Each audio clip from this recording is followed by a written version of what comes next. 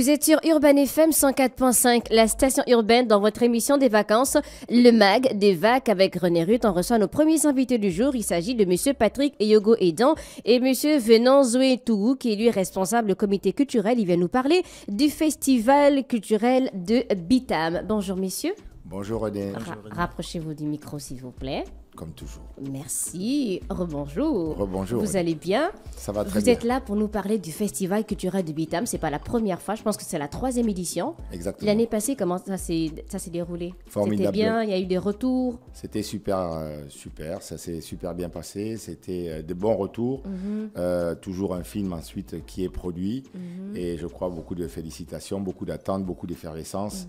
Et la mayonnaise est en train de prendre. Et par rapport au film, vous avez eu aussi des retours? Oui, de très très bons retours, puisque c'est également diffusé sur Gabon Première et sur le bouquet Canal+, également à l'Institut français qui est un partenaire, donc ça c'était vraiment très très bien.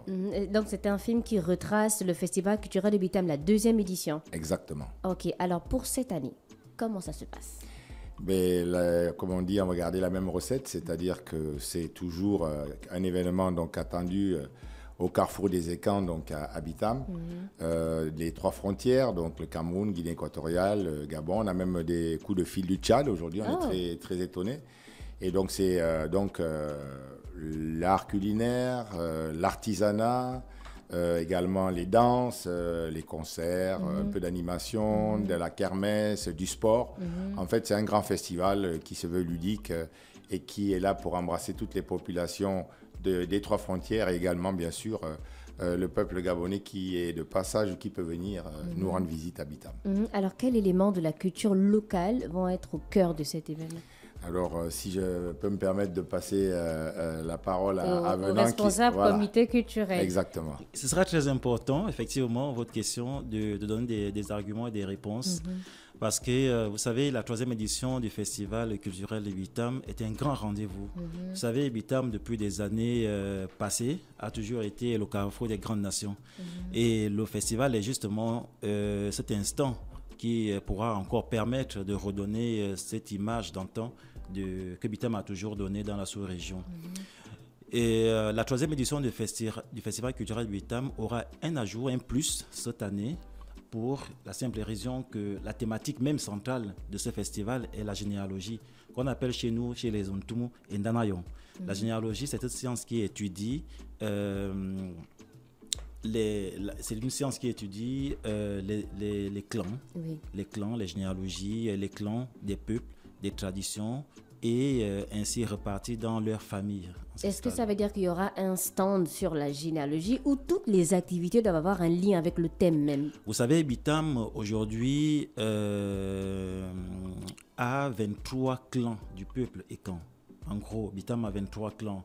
Et comme le festival s'étend d'année en année, le comité a décidé de choisir 6 clans pour cette édition. C'est quoi? Donc, les plus importants, les plus nombreux? Non, justement, ce n'est pas les plus importants, ce n'est pas non plus les plus nombreux. Ça veut dire que les critères d'attribution ou encore de rétention des clans ont été simplement étudiés dans le cadre de nos publications. On a des clans qui sont aujourd'hui bien publiés, bien documentés, et il y a d'autres qui sont publiés, mais en off. Ça veut dire que les associations culturelles, des promoteurs culturels qui ont fait les travaux, mais ces travaux ne sont pas diffusés. Nous aimerions que ça soit diffusé. Et il y a des clans qu'on a ciblés pour cette première édition. Il y a des clans qu'on a ciblés qui feront effectivement l'objet des échanges dans des corps de gare pendant 2 jours. Il faut dire que les généalogies vont se disputer le 15 août et le 16 août dans un cadre bien aménagé. C'est important de connaître sa généalogie. Oui, c'est très important de connaître la généalogie parce qu'en fait, dans les temps anciens, la généalogie, c'est la première prière d'un être humain. C'est la généalogie qui te permet de te connecter avec le Créateur, ce qu'on appelle la transcendance. Chez les Ekans, on l'appelle Eyo. Sans la généalogie, tu ne peux pas te connecter. Avec la généalogie des ancêtres étrangers, tu ne peux non plus te connecter. C'est pourquoi il est très important et nous recommandons souvent aux gens de connaître la généalogie. Ah, je vais chercher pour moi. Il y aura des conférences hormis sur la généalogie, peut-être d'autres? Oui, il y aura d'autres activités parallèlement, comme le promoteur l'a dit. Il y aura d'autres activités. Il y aura de l'artisanat. On a amené Michel Lézé, une grande figure de proue dans le monde du Gabon, qui a fait ses preuves à l'extérieur. On aimerait également que ces Gabonais qui militent pour le Gabon à l'extérieur viennent également s'exprimer sur leur terre. Et c'est dans ce cadre-là qu'on a amené beaucoup d'artisans gabonais à Bitam pour essayer de s'exprimer chez eux. On verra également les talents qui peuvent montrer à la population gabonaise et des populations environnantes qui viennent dans la sous-région. Le festival aura lieu quand? Alors le festival, normalement, officiellement, s'ouvrira le 15 par une parade et bien des surprises. Mais, hormis les surprises, est-ce qu'on peut avoir un peu une journée typique du festival, le 15 ou le 16? Bon, le 14 Comment au soir, est-ce que ça commence? 14 au soir, d'abord, il y aura la projection des films du festival, des deux premières éditions. D'accord, avec quelques films également qui ont été faits par des artistes locaux. Oui. Le 15, il y aura l'ouverture donc du festival. Et la journée, c'est quoi? Une journée du festival, c'est une ambiance sur le site avec des danses, des différentes danses. D'un côté, vous pouvez avoir le songo qui joue. Oui. De l'autre côté, vous avez l'artisanat. Vous pouvez vous balader dans les stands. Oui. Vous pouvez manger, vous pouvez boire. Vous pouvez... En fait, c'est ludique toute la journée. Disons, le festival est en perpétuel mouvement et c'est attractif, en fait. Donc, vous en avez pour tous les goûts. Est-ce que vous êtes rassuré qu'on aura bien des mets traditionnels et pas forcément du poulet grillé avec des spaghettis à la tomate? C'est le but. Vous savez, cette année, par exemple, si je regarde, on parlait d'artisanat, bon, vous aurez par exemple les dessinateurs. Oui. Vous aurez peut-être Paé qui est de Bitam, qui a fait donc, un dessin animé qui passe sur la télé. Donc, il sera là, il va faire des croquis, il va apprendre aux enfants à dessiner. Il y aura, nous avons un Français qui va venir également. Lui, il fait dans les pâtés locaux, donc pâté de potamochère, pâté de python, etc. Donc, il va venir exposer. Il y a beaucoup de choses, en fait. Hein. Et donc, et également les mets, quand on a sélectionné les participants, on leur demande effectivement des mets traditionnels. Il faut vraiment que ce soit des mets traditionnels. Même les boissons, bon, c'est vrai qu'il y a le partenaire Sobraga qui sera là, mais il est important d'avoir... Il y a assez de boissons traditionnelles à Bitam? Oui, bien sûr, le mangrocom, comme on dit. Oui. En fait, il faut dire que les festivaliers aiment aussi le moins cher. Ils aiment bien aller au moins cher. Mais après, quand on voit, par exemple, vide-grenier, foire, festival, on n'a pas envie de retrouver une boisson qui coûte 6 000. Effectivement, c'est pour cela qu'on dit à Bitam, les festivaliers aiment quand ça dure dans le temps et ils aiment aussi ce qui est moins cher pour toujours payer cette envie de toujours vouloir payer. À Bitam, effectivement, il y a l'OBG, c'est-à-dire la bière locale, et ça coûte très moins cher. Avec 200, tu peux te faire ta journée. Et si tu décides de venir au festival, sois-en sûr, avec 1000 francs, 1500, si tu veux consommer de l'alcool, eh ben, tu seras bien rassasié. Donc, il y aura plusieurs stands, il y aura, on va dire, une foire gastronomique, foire d'exposition, chant et danse traditionnelle, tournoi de Songo? Oui, toujours. Chez nous, la connaissance passe par le jeu. Il est très important chez les femmes anciens ou notre génération de transmettre nos connaissances à travers les jeux. C'est pourquoi il y aura la danse, il y aura le jeu de Songo. Pas seulement le jeu de Songo, le comité a choisi 6 jeux qui ont disparu de chez nous et qui seront effectivement mis en exergue pour que les gens viennent voir ce que nos anciens faisaient dans les temps anciens. Je prends un jeu, par exemple, qui ne se pratique plus, mais qui va se pratiquer le jour du festival. C'est le jeu qu'on appelle Ng. Ça veut dire quoi? Voilà, Ng. On peut aussi appeler Mbang, on peut aussi appeler Akon. C'est un jeu dans lequel on forme des guerriers, des jeunes qui étaient appelés à gérer des clans, à gérer des familles, aller à la chasse. C'est-à-dire que, quel est le principe? Le principe consiste à lancer une boule devant 5 jeunes garçons, torse nu. Ces garçons tiennent dans leur main droite ou gauche, tout dépend de la main qu'il utilise, le mec, une flèche, la flèche qu'on appelle un banc. Donc le garçon va viser la boule en mouvement pour essayer de voir à quel niveau il peut défendre sa famille ou encore à quel niveau il peut attaquer la boule.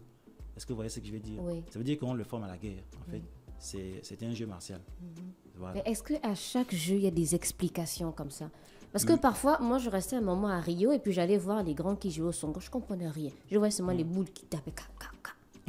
Il faut dire que la majorité des jeux chez nous, ce sont des stratégies. Il y a des stratégies guerrières, il y a des stratégies militaires et également des stratégies qu'on appelle des stratégies médicales. C'est-à-dire qu'à travers le jeu, on peut te soigner. Le jeu peut amener à la thérapie. la danse peut amener à la thérapie. D'accord? Donc, lorsqu'on joue, ce n'est pas seulement le simple jeu qu'on doit voir lorsque, par exemple, le jeu du Songo, moi, j'ai écrit 2 ouvrages là-dessus dans le cadre de l'ONG Génération Ekan. Ne voyez pas seulement les boules qui se baladent de case en case. Il faut voir la science qui est cachée derrière ce jeu. Vous voyez ce que je veux dire?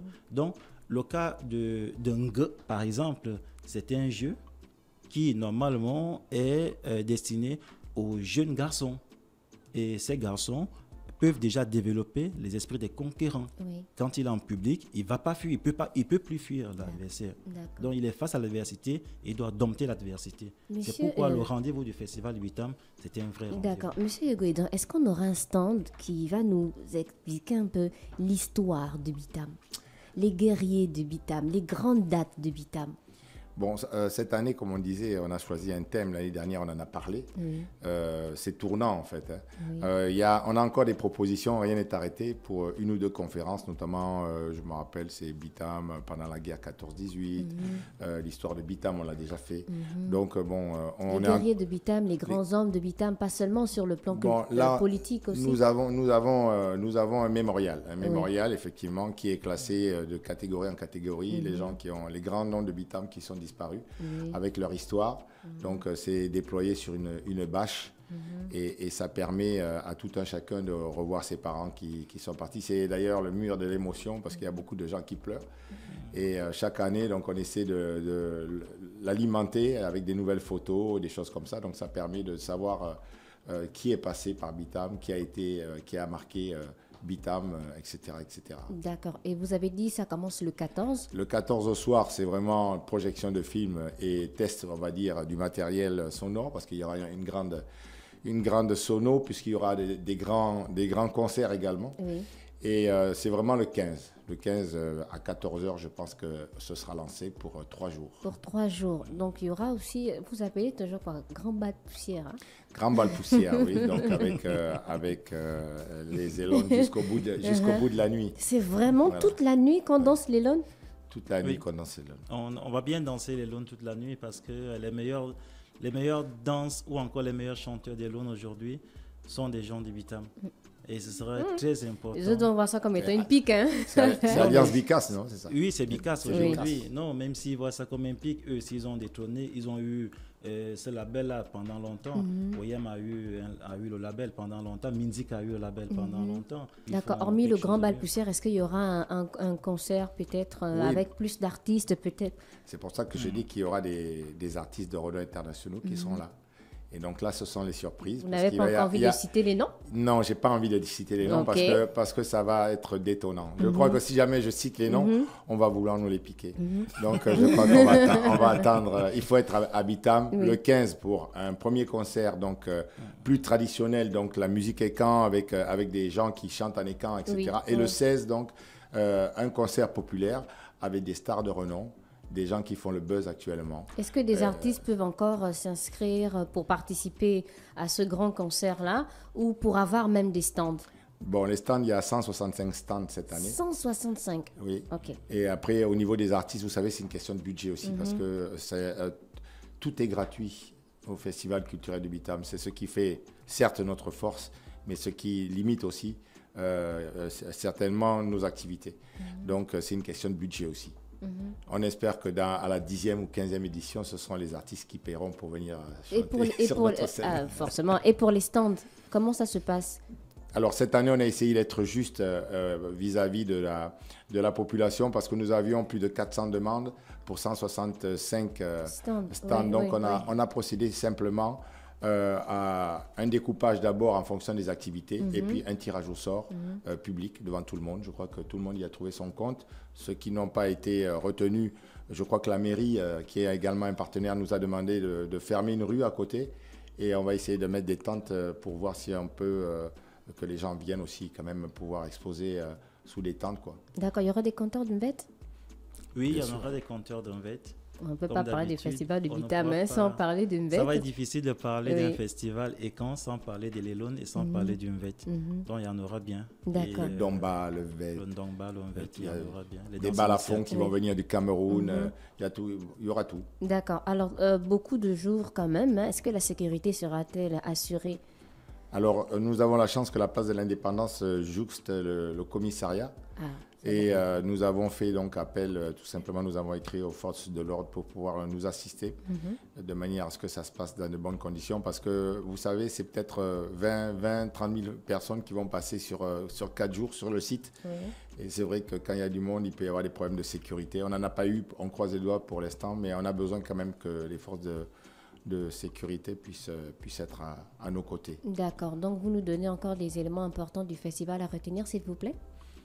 Alors, c'est venant. Le festival, comme l'a dit Patrick, le 14 au soir, c'est le checklist. On va regarder le matériel, on va le tester, on va faire la mise au point et s'assurer que les invités sont bien arrivés, qu'ils sont bien installés et que la sécurité y est de mise.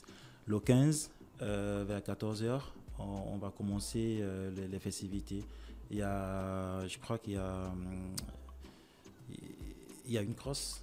Il y a une grosse affaire au niveau de la commune de Bitam. On va courir. Après, on va courir, on va faire un peu 4 km là pour s'échauffer un peu. Et on va lancer les festivités. Il y aura d'un côté le message de bienvenue, le message de circonstance qui sera probablement dit par le maire de la commune de Bitam, ce qu'on appelle au niveau le délégué spécial qui va nous recevoir. Il y aura le mot du promoteur, l'initiateur, qui est le président de la fondation Zulu. Après, effectivement, il y aura le repartage des tâches. Les danses seront là, les conférences seront de l'autre côté. Et les festivaliers pourront commencer à défiler. Ça sera le 15. Et le 15 au soir, il y aura le concert Ekan.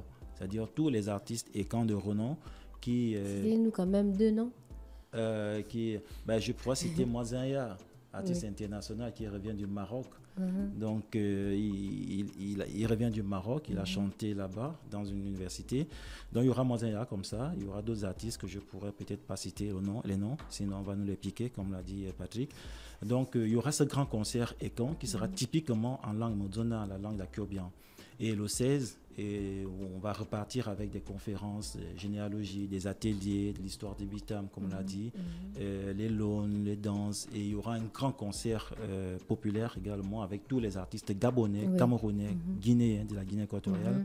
Et ce sera une soirée qui finira probablement avec un bal poussière, comme on sait le faire, jusqu'au matin. Vous avez un numéro de téléphone à donner à ceux qui veulent avoir plus d'informations, qui veulent vous appeler après?